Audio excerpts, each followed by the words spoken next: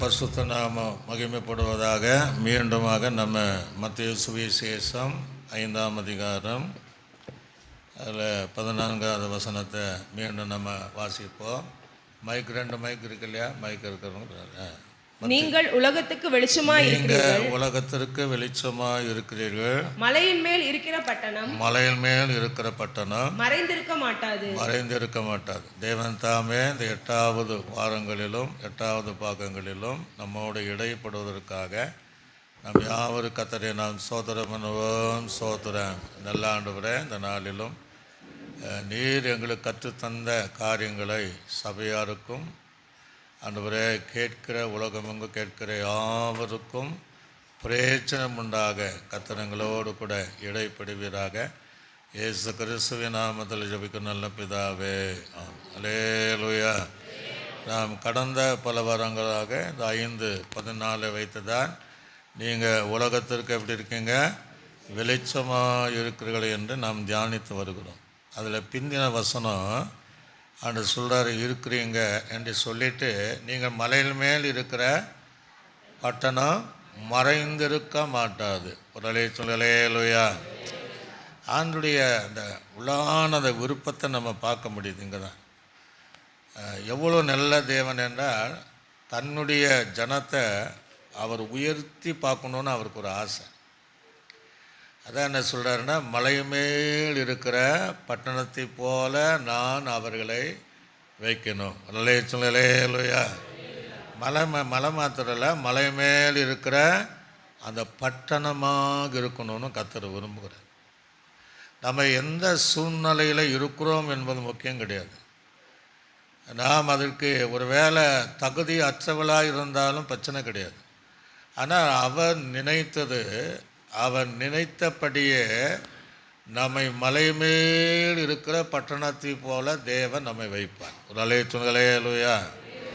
அதில் எந்த சந்தேகம் நமக்கு தேவை கிடையாது.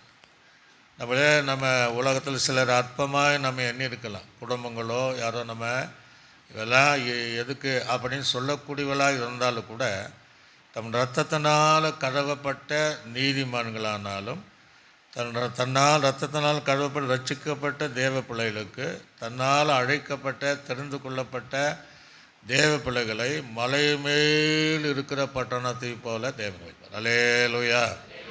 அதில் அந்த வசனத்தை நல்லா கவனிக்கணும். மலை மேல் இருக்கிற பட்டணம் மறைந்திருக்க மாட்டாது. அந்த மறைந்திருக்க மாட்டாது என்பதற்கு எவ்வளோ காரியம் இருக்குது. மறைவு வேற, மறைவிலும் அநேக பகுதி இருக்குது. மறைந்திருக்க மாட்டாது என்பதற்கு அது அர்த்தம் வேறு. இப்போ மறைவை நீங்கள் எடுத்துட்டிங்கன்னா, உன்னதமானவர் மறைவில் இருக்கிறவன். அல்லேலூயா. எங்கே இருக்கிறவன்? அது ஒரு மறைவு. ஆக உன்னதமான மறைவில் இருக்கிறவன். உன்னத பாடலில் சபை கேட்கும்போது, நீ மறைவாய் கட்டப்பட்ட நீரூற்றும்பார் சபைக்கு சொல்வார். அப்போ அதாவது அவரை அண்டிக் கொள்கிறவர்கள், அவர் சமூகத்தில் இருக்கக்கூடியவர்களை அவருடைய மறைவில் இருக்கிறவர்கள். அல்லேலூயா. அவருடைய சட்டையின் கீழாக, அவருடைய பாதத்தின் கீழாக, அவருடைய சமூகத்திற்குள்ளாக நான் வரும்போது, சபைக்குள்ளாக நான் வரும்போது, அவருடைய மறைவுக்குள்ளாக இருக்கிற நம்மை என்ன செய்கிறார்னா, மலை மேல் இருக்கிற பட்டணத்தை போல நம்மை அது மறைந்திருக்காத அனுபவத்திற்குள்ள தேவன் அர்த்தம். அல்லேலூயா. இன்னொரு மறைவு என்ன அர்த்தம்னா, தேவன் இல்லாத ஒரு மறைவு. அது நமக்கு தேவனுக்கு பிரியம் இல்லை, தேவனே இல்லை, தேவ சமூகம் இல்லை. அப்படி ஒரு மறைவு வாழ்கிற வாழ்க்கையை சொல்லலை. இப்போ ஆதாம் ஏவாள் ஒரு காலத்தில் தேவனுக்குள்ளாக மறைந்திருந்தார்கள். இப்போ அவங்க இன்னொரு தோட்டத்தின் விருட்சங்களுக்குள்ளாக பயந்து என்ன செய்கிறாங்க, மறைந்திருக்கிறார்கள். ஒளிஞ்சிருக்கணும், மறைந்திருக்கிறாங்கன்னு தான். அப்படிப்பட்ட ஜனங்களை சொல்லவே இல்லை. காயனை கூட சொல்லும்போது, அவன் தேவ சமூகத்தை விட்டு விலகி, தேவ மறை விட்டு விலகி பூமியிலே அலைகிறவனாயிருந்தான். அப்போ அவங்கள சொல்லலை, கர்த்தருக்குள்ளாக மறைவாக இருக்கிற அல்லது நம்மை மறைவாக வைத்து கொண்டிருக்கிற அந்த தேவன் நமக்கு சொல்லுகிற காரியம், நீங்கள் மலை மேல் இருக்கிற பட்டணத்தை போல மறைந்திருக்க மாட்டாது. அல்லேலூயா. கடைசி நாளில் இந்த ஜனம் எப்படி இருப்பாங்கன்னா, மலைகளே எங்களை என்ன செய்யுங்க, மறைத்து கொள்ளுங்கள், குன்றுகளே எங்களை மறைத்துங்கள், வருகையின் கூட்டம் அப்படி இருக்கும். ஆனால் நாம் அப்படி அல்ல, தைரியமாய் நிற்கத்தக்க அவருடைய மறைவுக்குள் இருக்கிற தேவ பிள்ளைகளை யாரானாலும் அவர்களை மலை மேல் இருக்கிற பட்டணத்தை போல மறைந்திருக்காத ஒரு அனுபவத்தை தேவன் தருகிறார். அல்லேலூயா. சத்தமாக சொல்லுங்களே லூயா. ஆனால் சில சூழ்நிலைகளில் பரிசுத்தவான்கள் இப்படி ஜெபம் பண்ணுவாங்க, ஆண்டவரே நீர் எங்களுக்கு மறைந்து இருக்காதையும், உங்களுடைய முகத்தை எங்களுக்கு மரியாதையும் என்று இப்படியும் சொல்லக்கூடிய சில சூழ்நிலை நமக்கு வரத்தான் செய்யும்.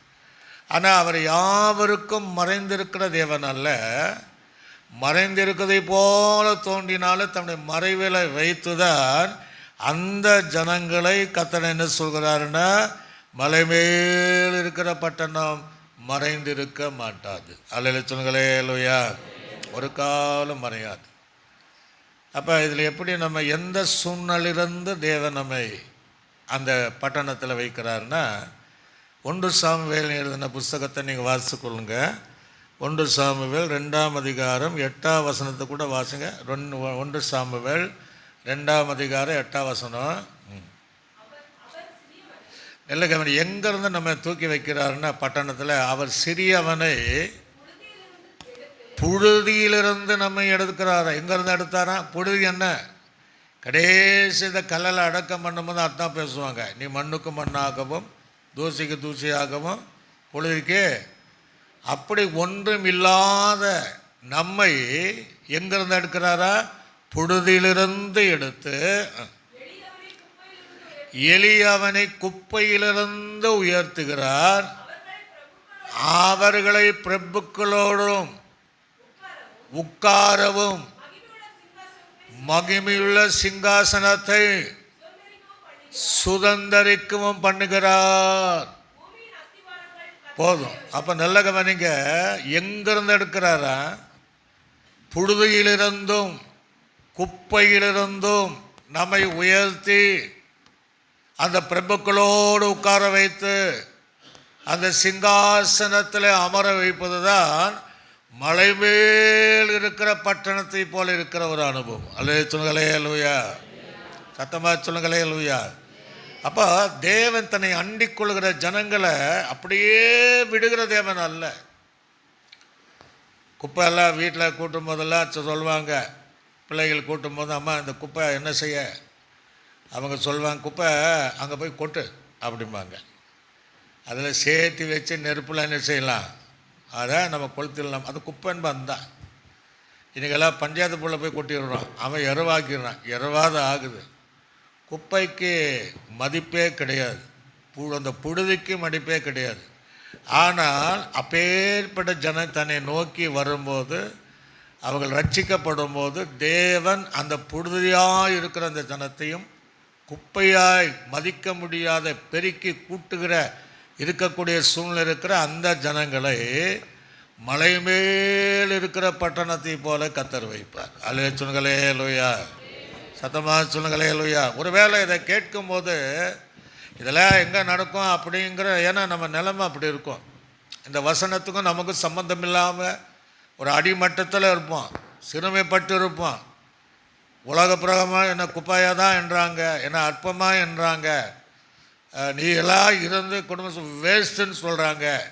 வேஸ்ட்டுன்னா குப்பை தான் அப்படின்னு சொல்லக்கூடிய எனக்கு இந்த உயிர் வருமானா, இது மனிதனால் பேசப்படுகிற காரியம் அல்ல, மனிதனால் வருகிற உயர்வு அல்ல, தேவனே சொல்லியிருக்கிறதுனால தேவன் அந்த மலை மேல் இருக்கிற பட்டணத்தை போல தேவன் நம்மை வைப்பார். அல்லேலூயா.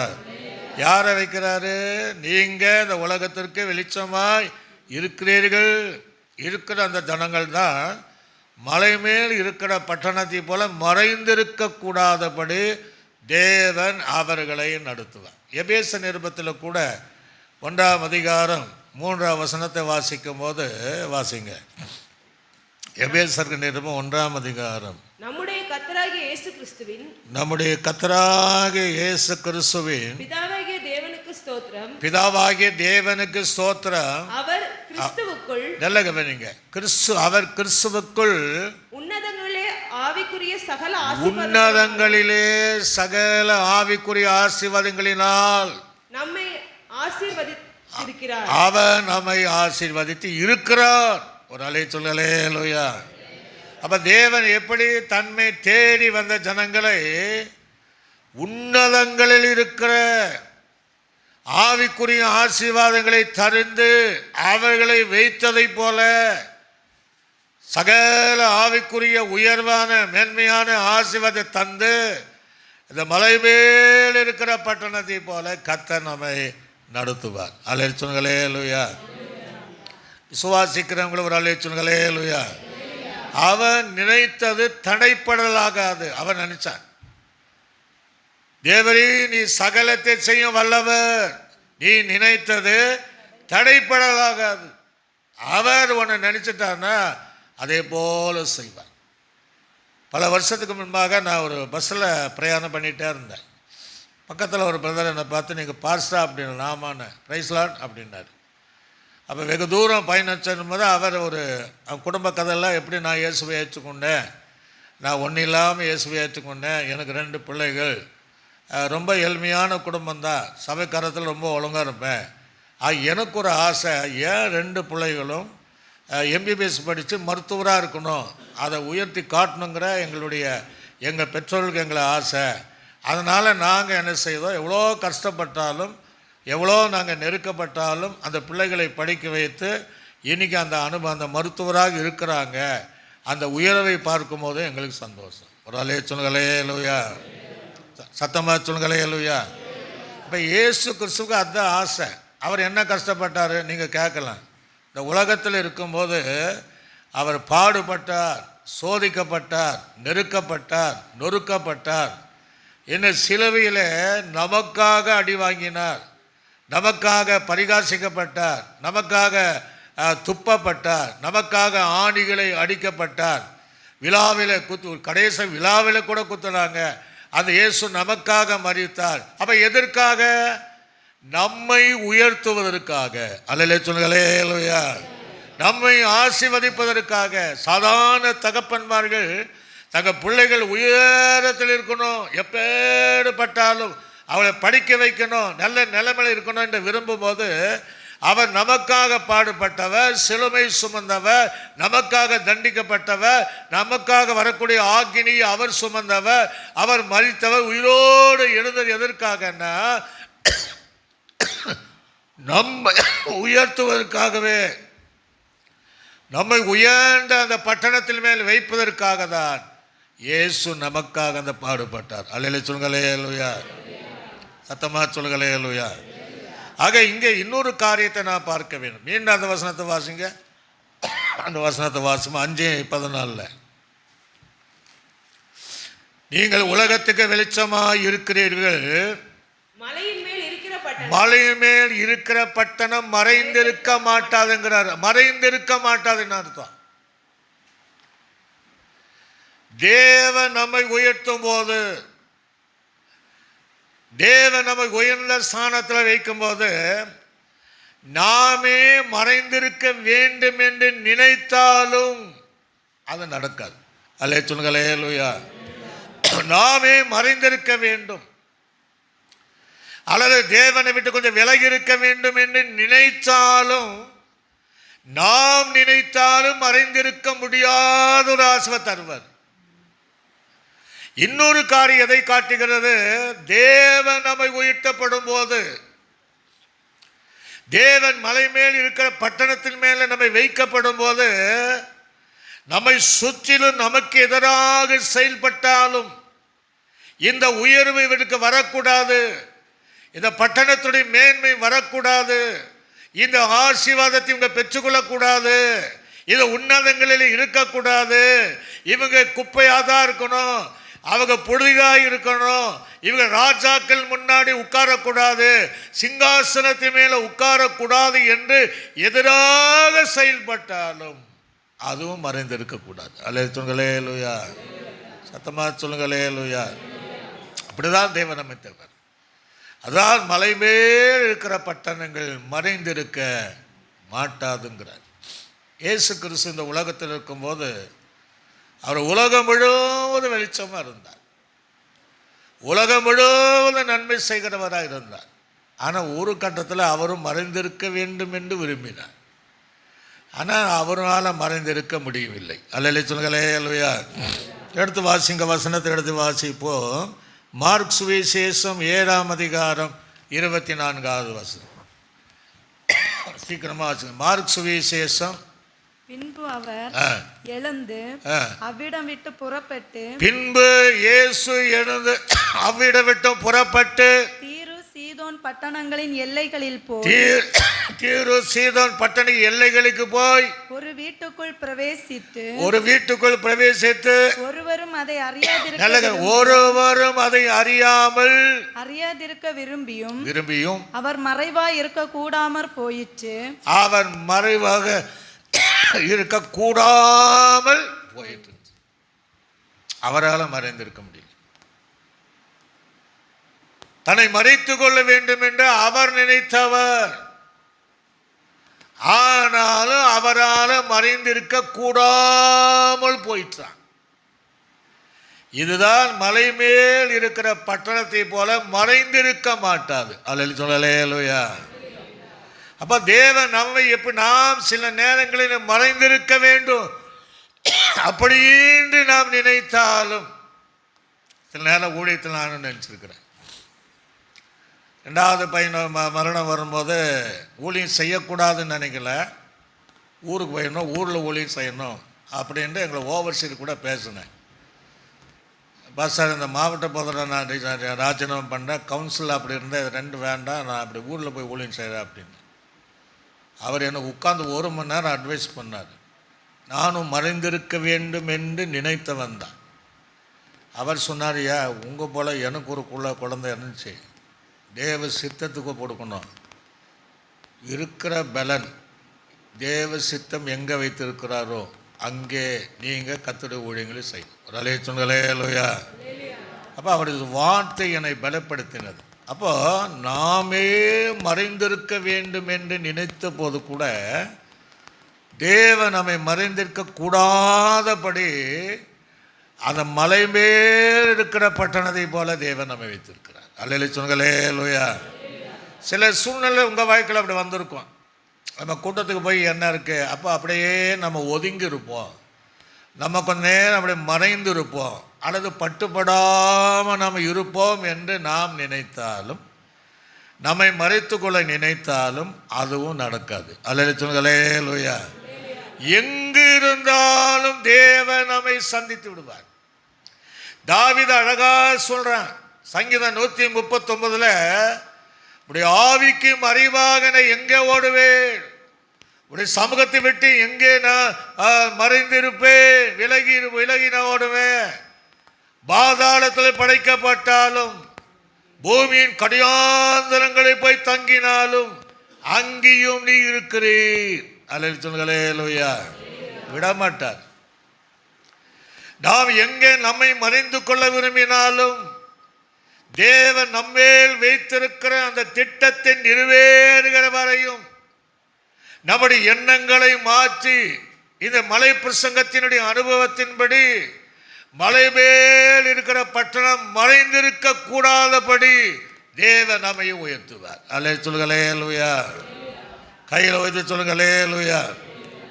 இன்னொரு பக்கம் இயேசுவை மறைந்திருக்கணும், இவர் வெளியே இவரை பார்க்கக்கூடாது என்று பரிசேயரும் சதுசேயரும் வேத பார்க்கணும் பிரதான ஆசாரிகளும் இயேசுக்கு விரோதமாக இவர் வெளிரங்கமாக வரக்கூடாது, இவர் மறைந்திருக்க வேண்டும் என்று நினைத்த போதிலும் அதுவும் முடியல. உடலே சொல்லுங்களேலூயா. சத்தமாக சொல்லுங்களேலூயா. ஒருவேளை உங்கள் வாழ்க்கையிலும் என் வாழ்க்கையிலும் கேட்கிற உங்கள் வாழ்க்கையிலும் உங்களுடைய உயர்வை தடுத்து நிறுத்த வேண்டும் என்று மனிதனுடைய சூழ்ச்சியினாலோ தந்திரத்தினாலோ மாந்திரிகத்தினாலோ செய்வனினாலோ எதை செய்தாலும் அந்த தேவன் நம்மேல் நினைத்திருக்கிற அந்த உயர்வை அவர் நம்மை அந்த உயர்வில் நம்மை பார்க்காம அவர் திட்டத்தை கைவிடவே மாட்டார். எதிராக செயல்படுகிறவர்கள் வெட்கப்பட்டு போவார்கள் தவிர நாம் மலை மேல் இருக்கிற பட்டணத்தை அவள் மறைந்திருக்க கூடாதபடி தேவன் நம்மை அற்புதமாய் நடத்துவார். அல்லேலூயா. இயேசுடைய வாய்க்குள்ள அர்த்தம் நினச்சி இன்னொரு வசனத்தை யோவான் சுவிசேஷம் 12ஆம் அதிகாரம் 17ஆம் வசனம் 18 19 வாசிங்க. யோவான் சுவிசேஷம் வாசிங்க. அன்றியும் அவருடனே கூட அன்றியும் அவரோடு கூட இருந்த ஜனங்கள் அவர் லாசருவை கல்லறையிலிருந்து வெளியே வரவழைத்து அந்த சம்பவம் அந்த லாசருவை கல்லறையிலிருந்து வெளியே வரவழைத்து அவனை உயிரோடு எழுப்பினார் என்று சாட்சி கொடுத்தார்கள். அப்படிப்பட்ட அற்புதத்தை அவர் செய்தார் என்று ஜனங்கள் கேள்விப்பட்டதினால் அவர் எதிர்கொண்டு போனார்கள்.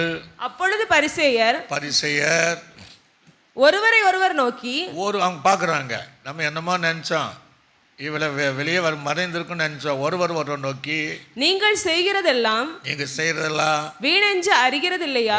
சொல்லுங்களேலுயா. நீங்க செய்றீங்க அவர் மறைந்திருக்கணும்னா அவர் நீங்க செய்தெல்லாம் வேஸ்ட், வீண் என்று அறிவில்லையா? இதோ உலகமே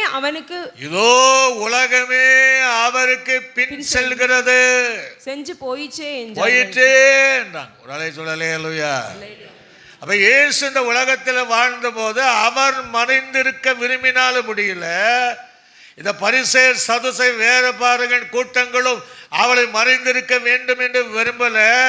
அவருக்கு பின்பாக இந்த உலகமே சென்றதான். ஒரு அலை சொல்லலேலுயா. சத்தமா சொல்லுங்களேலுயா. உங்களையும் என்னையும் உயர்த்தப்படும் நேரம் வரும்போது, அது மேன்மையான இடத்துல கர்த்தர் நம்மை வைக்கும் போது, இயேசுவை பின்தொடர்ந்த கூட்டம் உங்களையும் பின்தொடரும். அல்லேலூயா. நம்மை பின்தொடரத்தக்க தேவன் நம்மை மலை மேல் இருக்கிற பட்டணத்தை போல அது மறைந்திருக்க கூடாதபடி தேவன் நம்மை பிரகாசித்து அங்கே மேன்மையான அனுபவத்தை தேவன் தருகிறார். அல்லேலூயா. ஒன்ன நினைச்சிடணும், ஏதோ கர்த்தர் நம்ம சாதாரணமான காரியத்திற்கு நம்ம கூப்பிடல, ஏதோ ஆராதனை செஞ்சுட்டு அப்படியே போகணும்னா அதுக்கும் ஆண்டவன் அழைக்கலை. நம்மை கொண்டு தேவன் மேன்மையான காரியங்களை செய்யணும். அல்லேலூயா சொல்லுங்களேலூயா. நம்மை தேவனால் உயர்த்தப்படுவதை தேசம் பார்க்கணும். நாம் தேவனால் உயர்த்தப்படுவதை சமுதாயங்கள் பார்க்கணும். நீங்கள் தேவனால் உயர்த்தப்படுவதை உங்கள் குடும்பம் பார்க்க வேண்டும். எங்கெல்லாம் நீங்கள் தலை குனிந்து நீங்கள் போனீர்களோ அங்கெல்லாம் நிமிர்ந்து நிற்க ஆசீர்வாதத்தை தேவன் தருவதற்காக தான் உங்களை பட்டணத்தின் மலை மேல் இருக்கிற பட்டணத்தை போல மறைந்திருக்க கூடாது என்கிற அனுபவத்தில் கர்த்தர் நம்மை உயர்த்தி வைக்கிறவராக இருக்கிறார். அல்லேலூயா சொல்லுங்களேலூயா. சத்தமா சொல்லுங்களேலூயா. தாவீதுடைய வாழ்க்கை, தகப்பனும் தாயும் அவனை மறைத்து வைத்தார்கள். அன்று சொல்றார் இல்லையா சாமிகளுக்கு, எப்பா நீ பெத்லகேமுக்கு போய் ஈசாயின் மகனை எனக்காக என்ன செய்ய அபிஷேகப்படு. 7 பேர் பார்த்து இவன் தானா? எப்பா நீ பார்க்குற வண்ணமாக அல்ல, இவன் அல்லங்கிறார். அப்போ மனுஷன் முகத்தை பார்க்கிறான், நான் என்ன பார்க்குறேன்? அப்போ 8வது மகன் இருக்கிறான். அப்பாவும் சொல்ல, அம்மாவும் சொல்ல, அண்ணன் தம்பி சொல்ல. அப்போ வனாந்தரத்தில் என்ன பண்ணிட்டு இருந்தான்? ஆடுகளை கொஞ்சாடு மேய்த்து கொண்டு இருந்தான். அப்போது தாயும் தகப்பனாலும் மறைந்திருக்க செய்தவன் தான் தாவீது. அண்ணன் தம்பினாலும் மறைந்திருக்க செய்தவன் தான் தாவீது. அப்போ தான் இவன் கேட்குறான், உனக்கு இன்னொரு மகன் இருக்கிறான்னா? அல்லேலூயா சொல்லுங்களேலூயா. ஆமாம் இருக்கிறான், அவங்க சொல்ல கிடையாது. அப்போ இருக்கிறான்னு சொன்ன உடனே அவன் என்ன பண்ணுறான்? அவன் ஆடுகளை மேய்த்து கொண்டு, அவன் அதுக்கு தான் லாக்கி. அப்படின்னு என்ன அர்த்தம்? அவனை நல்லவன் சொல்ல, ஆடுகளை மேய்க்க தான் லாக்கி. அப்போ ஆடுகளை மேய்க்கிறவன் எப்படி இருப்பான்? அவருடைய வஸ்திரம் எப்படி இருக்கும்? அவருடைய இருப்பிடம் எப்படி இருக்கும்? ஆனால் அதில் உண்மையுள்ளவனாக இருந்தான். அவனை அழைத்து வரும்போது அவன் சரீரத்தில் நல்ல இருந்த படுதற்றவனாக இருந்தாலும் அந்த இராணுவத்துக்கேற்ற உயரமோ பலமோ சாலி கிடையாது. சாமுவேல் அவனை பார்த்த உடனே ஆண்டு சொல்ற, இவன் தான்ப்பா இவனை நீர் அபிஷேகப்படுத்து. ஒரு அலைய சொல்லுகளே லூயா. தகப்பனாலும் அண்ணன் தம்பினாலும் மறைந்திருந்தவன் அதை ஏற்ற வேலையில் வரும்போது தாவீதை கர்த்தர் ராஜாவாய் அபிஷேகப்படுத்தினார். படுத்த உடனே அவன் ராஜா வந்தானா? முடியல. மறைந்திருக்கிற ஒரு அனுபவம். சவுலுக்கு பயந்து வனாந்தரமாக போனான். மலைகளிலே பல மலைகளிலே ஓடி போய் ஒளிஞ்சான். மறைந்திருக்கிற அப்படின்னா மனுஷனால் மறைந்திருக்கிற அனுபவம். சவுல் மாத்திரமல்ல, தன்னுடைய பிள்ளைகளே தனக்கு எதிராக எழும்பினாங்க. அல்லையில சொல்களே இல்லையா. எல்லாமே எழும்பி இவன் ராஜா அப்படி என்ன நினச்சிருப்பாங்க? அந்த உயரத்தை எட்டக்கூடாது, அந்த சிங்காசனத்தில் இவன் அமரக்கூடாது, அந்த மலை மேல் இருக்கிற பட்டணத்துடைய அனுபவம் தாவீதுக்கு கிடைக்கக்கூடாது என்று எண்ணினார்கள். கொஞ்ச நாள் ஜனங்களினால் மறைக்கப்பட்ட தாவீது குறிப்பிட்ட காலங்கள் வரும்போது தனக்கு எதிராக செயல்பட்டவர்கள் அத்தனையும் மடிந்து போன பின்பு ஜனங்கள் ராஜாவை அழைத்து நீங்க வாங்க, நீங்க ராஜாவாக இருங்கள் என்று சொல்லி அந்த தாவீதை அவன் மறைக்க நினைத்தாலும் மற்றவர்கள் மறைந்திருக்க நினைத்தாலும் மீண்டுமாக இஸ்ரவேல் தேசத்திற்கு இது மலை மேல் இருக்கிற பட்டணத்தை போல அந்த தாவீதை வைத்தது உண்மை என்றால் உங்களை என்னையும் கர்த்தர் வைப்பார். அல்லேலூயா சொல்களே லூயா. சத்தமாத்தா சொல்களே லூயா. காலங்கள் தாமதமாகலாம், வாக்கு தத்தங்கள் தாமதமாகாது, வாக்கு தத்தங்கள் நிறைவேறாமல் போகாது.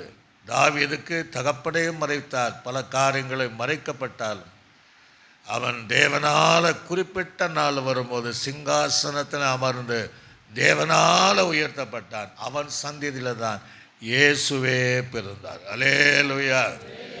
சத்தமா சொல்லுங்க அல்லேலூயா. ஆடு மேய்த்த வந்தான், கரவலாடுக்கு பின்பாக சென்ற வந்தான், ஆட்டு மந்தியில கிடந்த வந்தான். அவங்க கூட தாவீது கூட நினைத்திருக்க முடியாது, அவங்க அப்பா அம்மா கூட நினைச்சிருக்க மாட்டாங்க. ஆனா கர்த்தர் அவரை நினைத்தார்.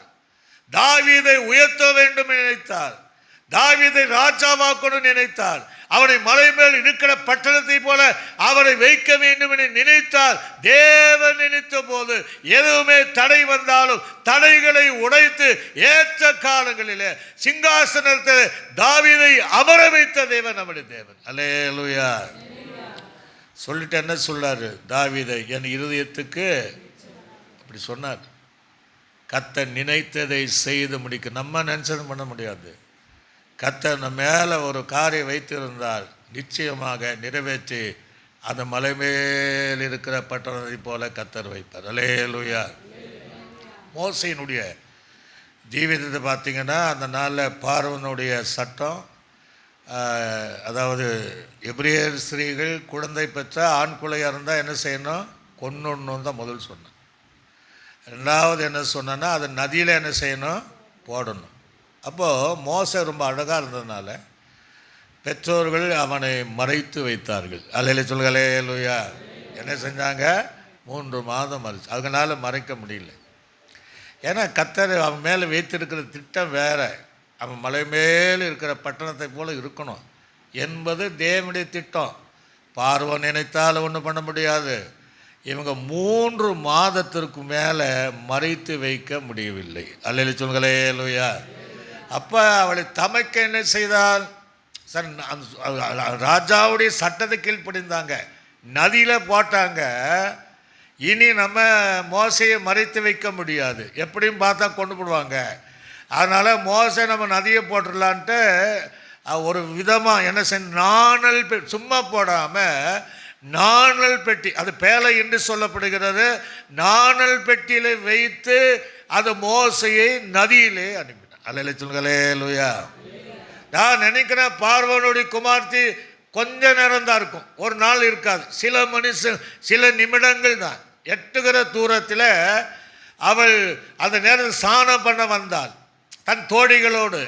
இவன் இங்கிருந்து பார்க்குறான், இது என்ன நடக்குன்னு பார்ப்போம் என்று அந்த நாணல் பெட்டிக்குள்ளாக மறைத்து அனுப்பினாள். நிலகவனிங்க அதுவும் ரொம்ப நேரம் மறைக்க முடியல. எங்கே தடை வந்ததோ அதே இடத்தை கர்த்தர் கொண்டு போய் சேர்த்தார். அல்லேலூயா சொல்லுங்களே லூயா.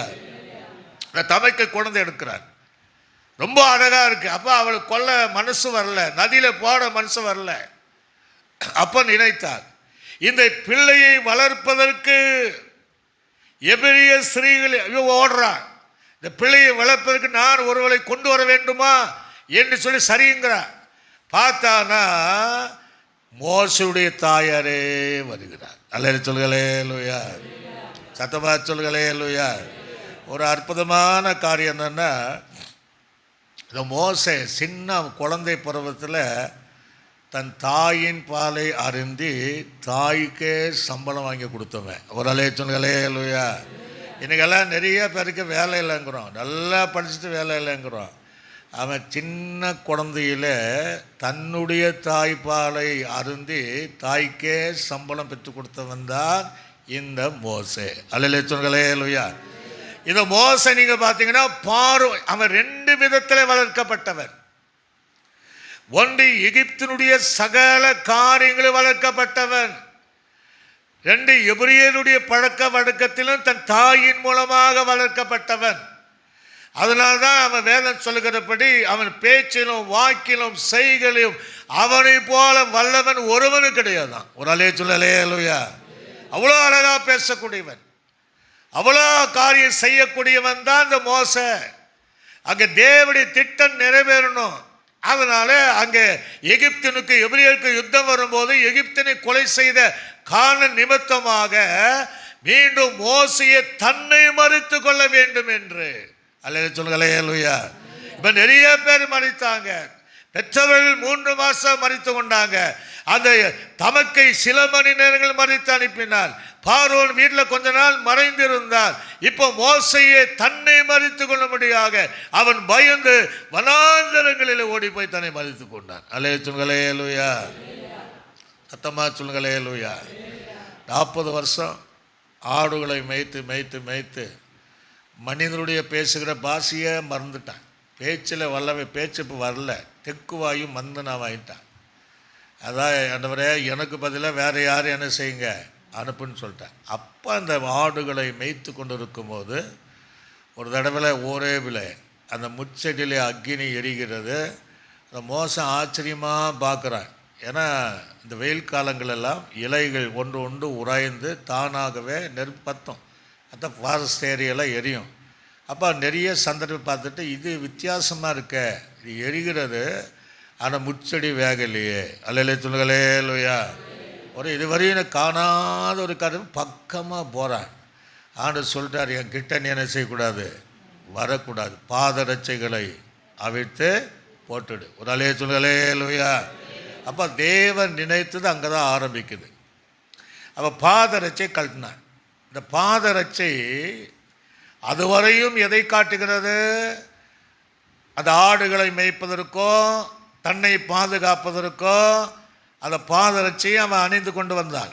இப்போ ஆண்டு சொல்கிறாரு, நீ இதன் மேலே நம்பிக்காத, இதை கலட்டு. அல்லேலூயா. இதை கலட்டு வீசுங்கிறாரு. அப்படின்னா அது இன்னொரு அர்த்தம் கூட இருக்குது. நான் நேற்று சிந்திக்கும் போது இப்படி சிந்தித்தேன். எப்படின்னா 2 பாதரட்சை, வலது கால் இடது கால். அப்போ 2 என்னென்னா இவனுக்குள்ளே 2 அனுபவம் இருந்துச்சு. ஒன்று எகிப்தினுடைய அனுபவம் இருந்துச்சு, இன்னொன்று எபிரியருடைய அனுபவம் 2 இருந்துச்சு. அப்போ சொன்னார், இது 2 அனுபவனுக்கு வேண்டாம், அது கழட்டி வீசு. அல்லேலூயா. சத்தமாக சொல்லுங்களேலூயா. அப்போ தேவன் என்ன செய்தார்? மோசே கிட்ட வர வேண்டான்ட்டார். ஆனால் சொன்ன தரிசனை முற்பதாக்கள் சொல்லப்பட்ட 400 வருஷத்துக்கு மேல் அடிமைப்பட்ட ஜனங்களை நீ போய் என்ன செய்யணும், அவளை ரட்சித்து விடுதலையாக்கி கொண்டு வர வேண்டும் என்று மோசையோடு தேவன் பேசுகிறார். அது ஒரு பரிசுத்தமான இடம். ஆக மோசே பரிசுத்தம் ஆகலை, ஆனால் கிட்ட வராதுன்ட்டாரு. பாதரட்சை நீ கழட்டி போடுனாரு. இவன் எத்தனையோ சாக்கு போக்கு சொன்னாலும் தேவன் அவனை விடுவதாக இல்லை. அவன் ஆடுகளை மேய்த்து கொண்டிருக்கும் போது கோலை வைத்திருந்தார். அதே கோலை கொண்டுதான் கர்த்தருடைய ஊழியங்களை செய்ய வைத்தார். அல்லேலூயா. அங்கே ஆடுகளை மேய்த்தார், இங்கே ஜனங்களை மேய்ப்பதற்கு, ஜனங்களை நடப்பதற்கு தேவன் அவனை அழைத்தார். அங்கே 40 வருஷம் அந்த நாடுகளை மேய்க்கிற அந்த தொழிலை செய்தார். இங்கே 40 வருடம் இஸ்ரவேல் ஜனங்களை வனாந்தரத்தில் நடக்கும்படி மோசேயை கர்த்தர் அழைத்தார். அல்லேலூயா.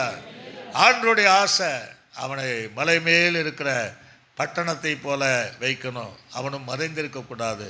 பெற்றோர்களும் மறைக்க நினைத்தாங்க, எல்லாரும் மறைக்க நினைத்தாங்க. இவனும் 40 வருஷம் தன்னை மறித்துக்கொள்ள நினைத்தான்.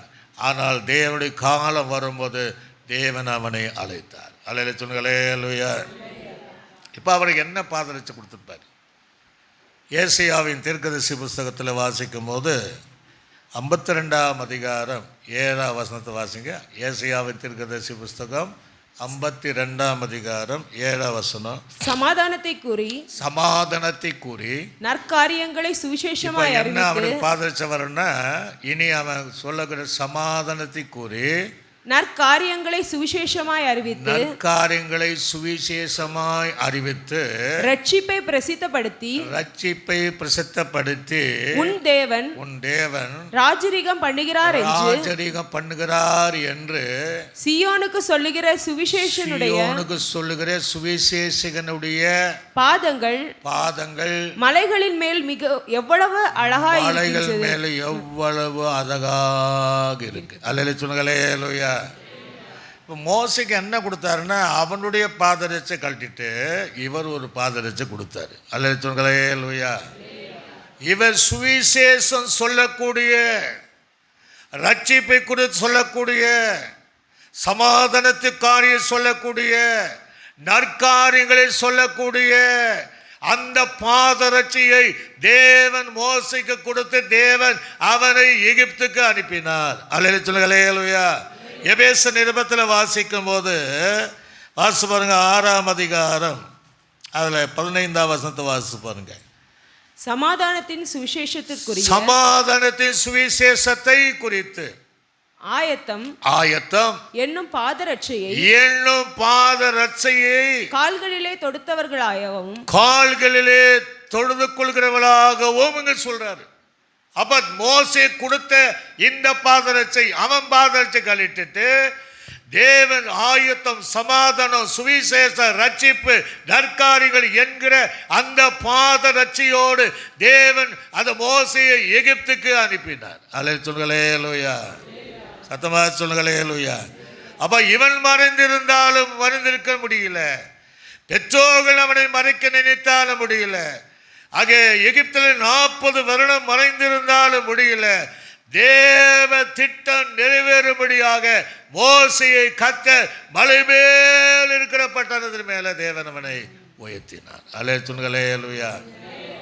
ஒரு கட்டத்தில் மோசையை சொல்லிட்டாரு, சீனாய் மலையில் என்ன செய்யணும், நீ ஏறி. இப்போ சொல்றாரு, என் கிட்ட என்ன செய்ய வான்னார். ஒருத்தனை மேலே என்ன செய்யக்கூடாது, கொண்டு வரக்கூடாது. எல்லாம் மலை அடிவாரத்தில் நிற்கணும், யோசுவா கீழே நிற்கணும். மற்ற யார் ஏறினாங்கன்னா செத்தே போயிடுவாங்க. இப்போ நீ மாத்திரம் முதல்ல என்ன செஞ்சார், கிட்ட வராதேன்னார். இது பரிசுத்தமான பூமின்னார். பாதரட்சியை கழட்டி போடும். இப்போ என்ன சொல்கிறாரு, மலை மேலே ஏற செய்கிறாரு, என் கிட்ட வாங்குறாரு. அல்லேலூயா சொல்லுங்களே லூயா. சத்தமாக சொல்லுங்களே லூயா. தேவனுடைய திட்டம் அங்கே தான் நிறைவேறுகிறது. அப்போது தேவன் சீனாய் மலையில் ஏறிட்டான். 40 நாள் இருந்துட்டு தேவனுடைய முகமுகமாய் பார்க்கிறான். பிரமாணங்கள் எல்லாம் பெற்றுக்கொண்டு அதே மோசம் மலையிலிருந்து இறங்கி வரான். இப்போ உலக ஜனங்க பார்க்குறாங்க, மோசையினுடைய முகம் பிரகாசமாக இருந்தது. அல்லேலூயா சொல்லுங்களே லூயா. மோசே ஜனங்களை பார்க்கிறான். அத்தனை லட்சம் ஜனங்களும் மோசையை பார்க்கிறாங்க. அப்ப அந்த மோசையை தேவன் எப்படி செய்தால், அந்த மலை மேல் இருக்கிற பட்டணத்தை போல அவன் மறைந்திருக்க முடியாதபடி அவன் காலத்தில் அவனை அந்த உலகத்தில் அந்த எகிப்து ஜனங்களுக்கு, இஸ்ரவேல் ஜனங்களுக்கு அவரை வெளிச்சமாய் வைத்தார். அல்லேலூயா சொல்லுங்களே லூயா. சத்தமா சொல்லுங்களே லூயா. நம்ம எங்க ஓடினாலும் முடியாதுங்க. யோனாவனுடைய காரியத்தை பார்க்கும்போது நினைவுக்கு போது சொன்னார், அவன் தமஸ்குக்கு கூலி கொடுத்து அவன் கப்பலேறி போனார். ஆனா ஆனவரை விடலை. அல்லேலூயா சொல்லுங்களே லூயா. சத்தமா சொல்லுங்களே லூயா. அடித்தட்டில போய் அயர்ந்த நித்திரையாய் கிடந்தார். இங்க என்னென்னமோ செய்து பார்க்கறாங்க, எல்லாம் போட்டு பார்க்கறாங்க. அந்த கப்பலுடைய சமுத்திரம் மும்முரத்தை விட்டு அடங்கவே இல்லை. சீட்டு போட்டு பார்க்கறாங்க, இவன் பேரில் விழுது. அல்லேலூயா சொல்லுங்களே லூயா. அப்போ தான் அவன் உண்மையை சொல்கிறேன். அவனுக்கு நல்லா புரிஞ்சு போச்சு, நான் எங்கே மறைஞ்சாலும் ஆண்டு விட மாட்டார். இதெல்லாம் என்னால் தான். ஒன்று செய்யுங்க, என்னை தூக்கி நீங்கள் கடல் சமுத்திரத்தில் போட்டுடுங்க. அல்லேலூயா சொல்லுங்களே லூயா. என்னை தூக்கி எங்கே போடுங்க? நீங்கள் என்ன போட்டாலும் ஒன்றும் நடக்காது. என்னை தூக்கி சமுத்திரத்தில் போடுங்க. போட்ட உடனே சமுத்திரத்தினுடைய மும்முரம் நின்றது. அல்லேலூயா சொல்லுங்களே லூயா. அவன் என்ன கணக்கு வச்சு சொல்லியிருப்பான்? சமுத்திரத்தில் போட்டுங்க, வாழ்க்கை அவ்வளோதான், அதே நான் மறைந்து போவேன் தான் சொல்லியிருப்பான். ஆண்டவர் என்ன பண்ணார்? இவன் தூக்கி எறிகிற இடத்துல ஒரு மீனை வச்சார். அல்லேலூயா சொல்லுங்களே லூயா. வாய் ஆயும் என்று திறந்தக்கூடிய மீன். யோனா இவ்வளோ புரியா இருப்பான். அந்த மீன் அந்த யோனாவை தேவனுடைய சொல்லுக்கு கீழ்ப்படிந்து அந்த விழுங்கினது. அல்லேலூயா சொல்லுங்களே லூயா. இப்போ கடலில் அவன் போகிறான் பிரயாணம் 3 நாள். நல்ல கவனிங்க. ஒரு வேளை இந்த மீனுடைய உள் உறுப்புகள் வேலை செய்திருந்தால் இவன் ஆசன வழியாக கழிவாக வந்திருப்பான். அது தேவனை கீழ்ப்படி வெளி உறுப்பு எல்லாம் நீந்த செய்து சட்டைகள் எல்லாம் அந்த சிறகுகளை அடைத்து நீந்தி போனாலும் உள்ள உறுப்பு ஒன்றுமே வேலை செய்யலை. அந்த ஏன்னா உள்ள தேவ மனுஷன் இருக்கிறார், தேவனுடைய மனிதன் இருக்கிறார். தேவனால திட்டங்கள் நிறைவேறணும். அதனால இவனை ஒன்று செய்யக்கூடாது என்பதை அது உபவாசத்தோடு கூட தேவன் சொல்கிற கீழ்ப்படிந்து அது 3 நாள் கரையிலே கக்கினது.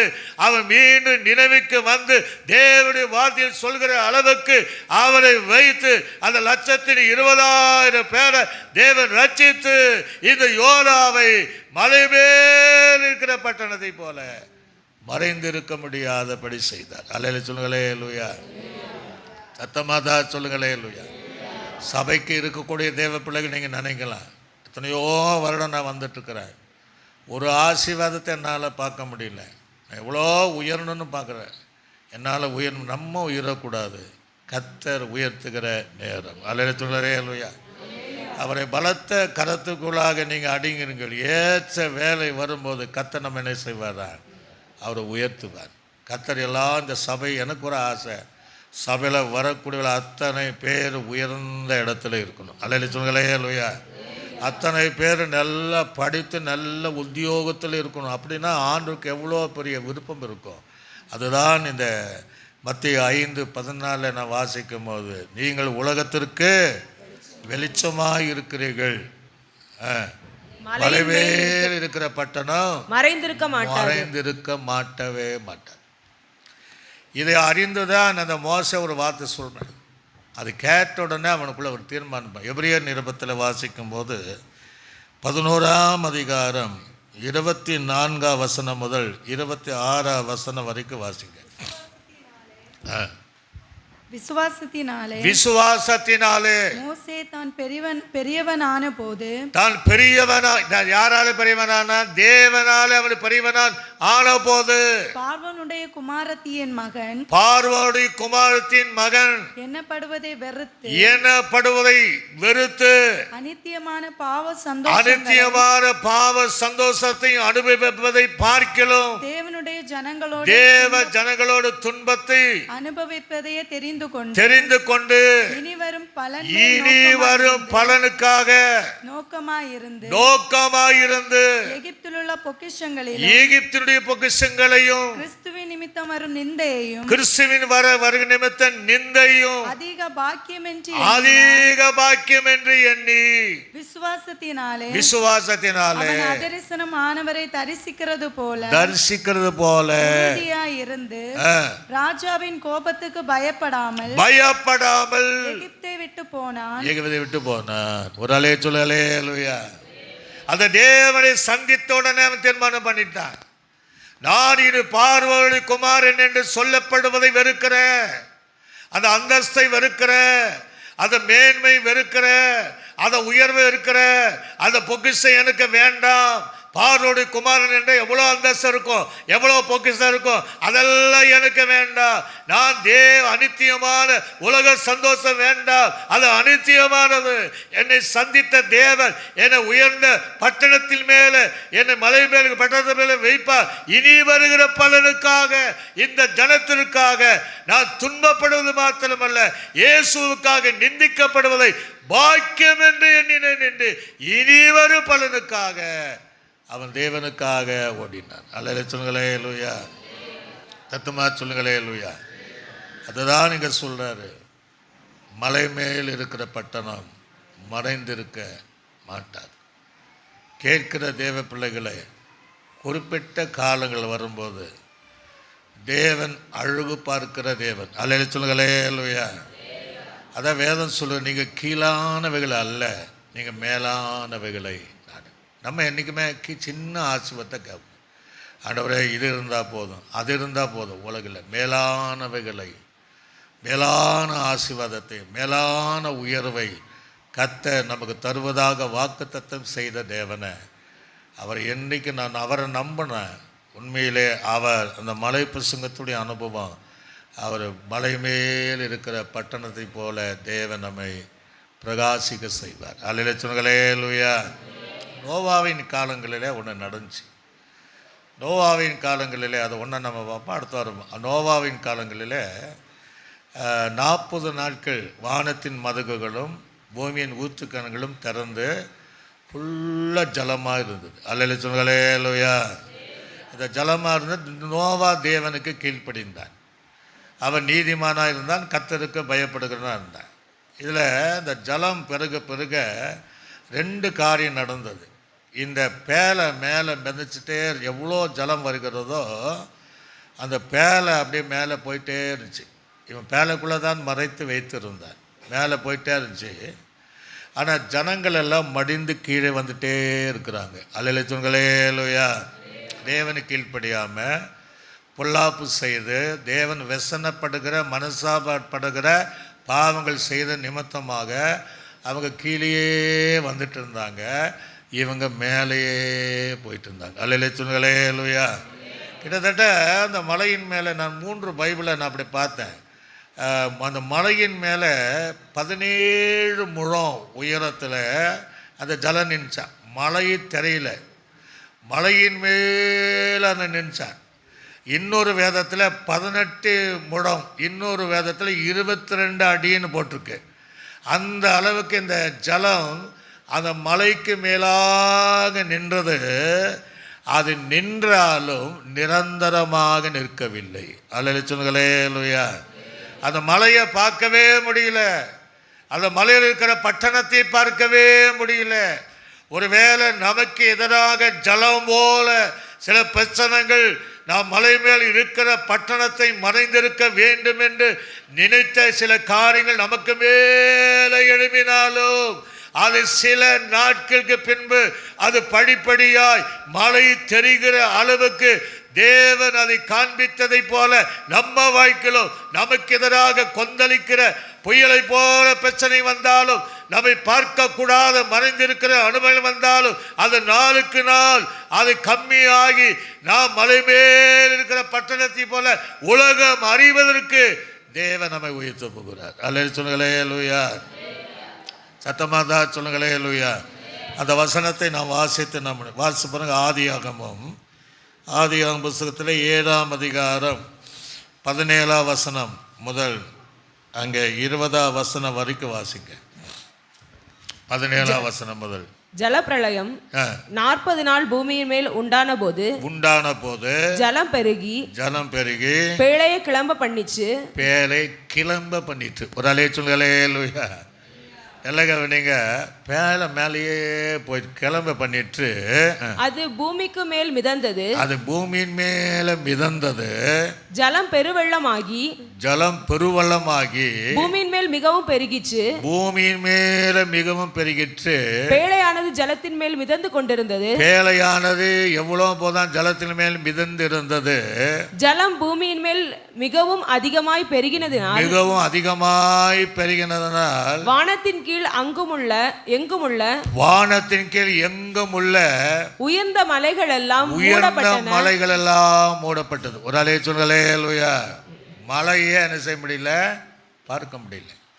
சில நேரம் நம்ம வாழ்க்கை இந்த மலை மேல் இருக்கிற பட்டணத்தை பார்க்க முடியாத உலக காரியங்கள் நம்ம மூடி வந்தாலும், அல்ல சொல்களே லூயா, சத்தமா சொல்களே லூயா, ஒரு மலையும் பார்க்க முடியல.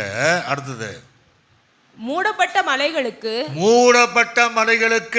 மேலாய் 15 முழ உயரத்துக்கு ஜலம் பெருகிற்று.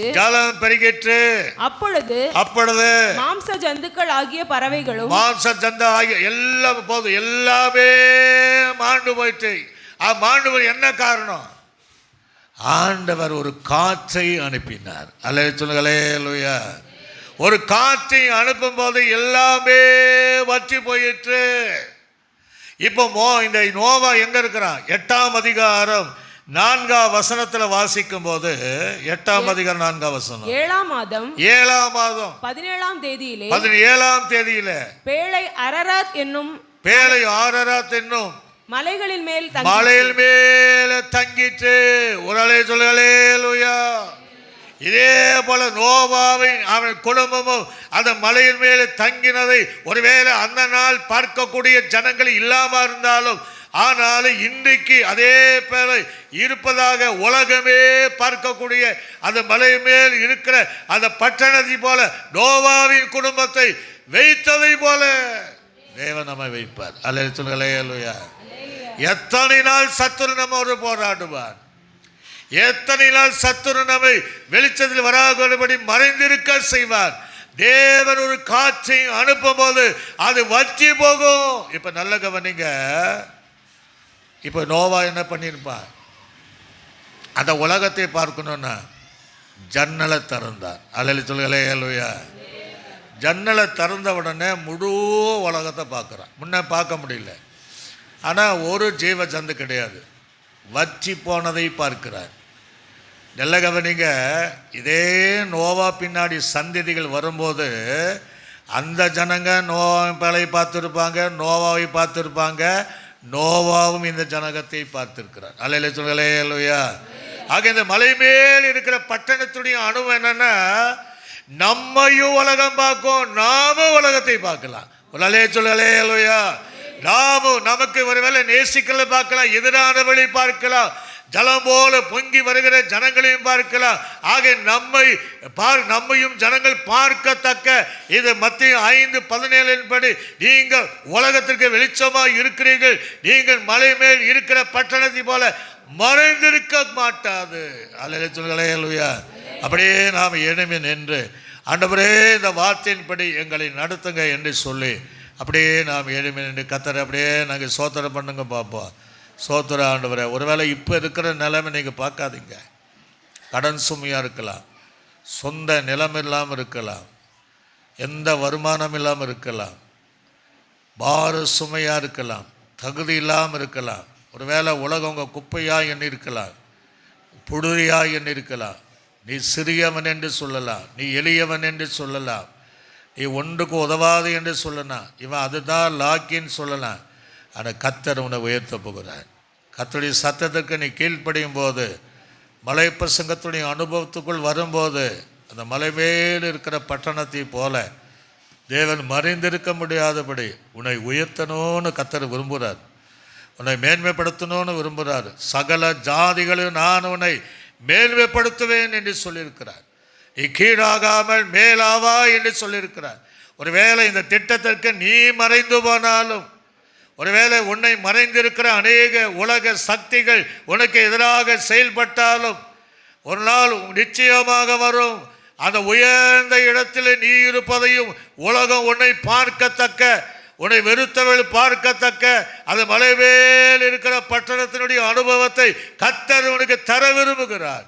எல்லா கைகளை தட்டி கர்த்தரை மகிமைப்படுத்தி உங்கள் வாய்க்களை செய்வதற்காக நன்றி. இதை கேட்கிற பல விதத்தில் கேட்கிற உங்கள் வாய்க்கிலோ, வாழை பிள்ளைகள் வாய்க்கிலோ, குடும்பங்களிலோ இந்த மலைமேல் இருக்கிற பட்டணத்தை போல மறைந்திருக்க முடியாதபடி சத்துரு எந்த மட்டும் உங்களோடு போராடுவார், அவர் எந்த மட்டும் ஒடுக்குவார்.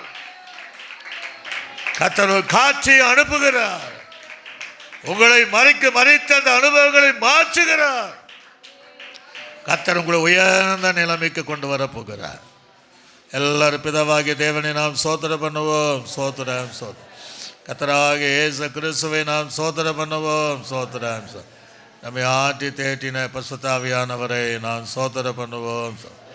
நல்ல ஆண்டவரே நன்றி செலுத்தும். மீண்டும் ஆண்டவரே 8வது பாகத்தை மலை மேல் இருக்கிற பட்டணம் மறைந்திருக்க மாட்டாது என்கிற அநேக பரிசுத்தவானுடைய ஜீவத்தை கொண்டும் உம்மை கொண்டும் ஆண்டவரே எங்களோடு நீர் பேசினேன். அதற்கு ஆயுசம் இந்த சபையில் இப்போ நிற்கிறவர்கள் ஆண்டவரே இந்த ஆசீர்வாதத்துக்கு சொந்தக்காரர்களாக மாறணும். அவங்க நீங்கள் நினைத்ததைப்படி அவளை உயர்த்தணும். இது கேட்கிற பல விதத்திலும் கேட்கிற யாருக்கும் இந்த ஆசீர்வாதம் உண்டாவதாக. இந்த வருஷத்தின் முடிவுக்குள்ளாக அந்த உயர்ந்த நிலைமையில் என் பிரச்சனை மாறிச்சு. கர்த்தர் என்னை உயர்த்தியிருக்கிறார். எட்டாத இடத்துல சிங்காசனத்தில் ராஜாக்களோடு கூட அமர்ந்திருக்கிற அனுபவம் தந்திருக்கிறார் என்கிற மகிழ்ச்சியோடு இருக்க உதவி செய்யும். இயேசு கிறிஸ்துவின் நாமத்தில் ஜெபிக்கும் நல்ல பிதாவே, ஆமென். என் ஆத்துமாவே கர்த்தரே, என் முழுவலுமே பரிசுத்த நாமத்தை என் ஆத்துமாவே அவர் செய்த சகல பகல் மறவாதே, ஆமென். கர்த்தராகிய இயேசுவின் கிருபையும் பிதாவாகிய தேவனுடைய அன்பும் பரிசுத்த ஆவியானுடைய அன்னை ஐக்கியமும் சந்தோஷ சமாதானமும் எல்லா பரிசுத்தவங்களோடும் ஆண்டவராக இயேசு கிறிஸ்துக்கு வருகை சதா காலங்கள் என்றைக்கு நம்மோடு கூட இருப்பதாக. ஆமென். அல்லேலூயா, அல்லேலூயா, அல்லேலூயா. கர்த்தர் உங்களை ஆசீர்வதிப்பதாக. அந்த